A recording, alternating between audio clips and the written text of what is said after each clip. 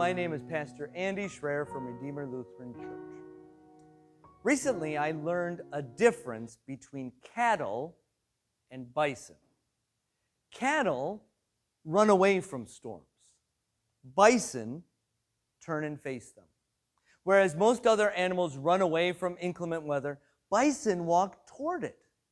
Some experts hypothesize that it's because they innately know that by walking toward the storm, they will go through it faster. If they try to run away from the storm, they will have to suffer through it longer. Due to this unique characteristic, some Native American languages, in some languages, the name for bison is face the storm.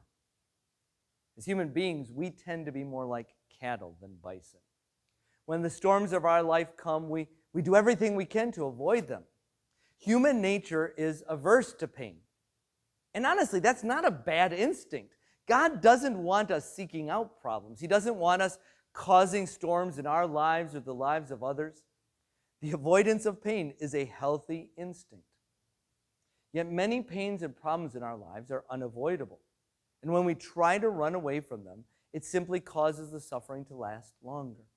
When we run away to things like alcohol or drugs or pornography or sex to numb the pain and avoid the storms of our lives, it only makes everything worse. When we live in denial or avoid difficult conversations, it only prolongs the problem. Generally speaking, the best way to deal with the storms of life is to face them head on. But that's hard. It hurts. It's scary. Bison are built for facing the storm. They have big, furry faces to protect them from the wind. They have strong shoulders and backs to help them keep moving forward. Most of us aren't built like bison. On our own, we struggle. On our own, we falter and fall. On our own, we can't stand in the storm. Thankfully, we are not on our own.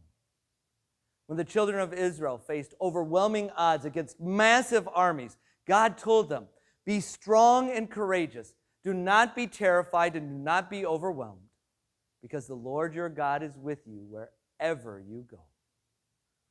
God promises to give you the words to say. He promises to give you the strength to stand. He promises to make the storms of your life work out for your eternal good. You can face any and every storm of life with the help that God gives. Through His word and promises, He will give you the strength to face them head on.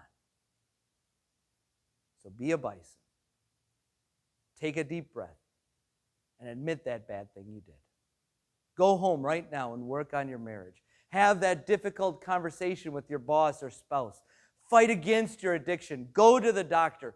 Face your anxiety and depression by seeking the help that God gives through your pastor or healthcare professionals. God is with you. He will be your strength. With His help, you can face the storm.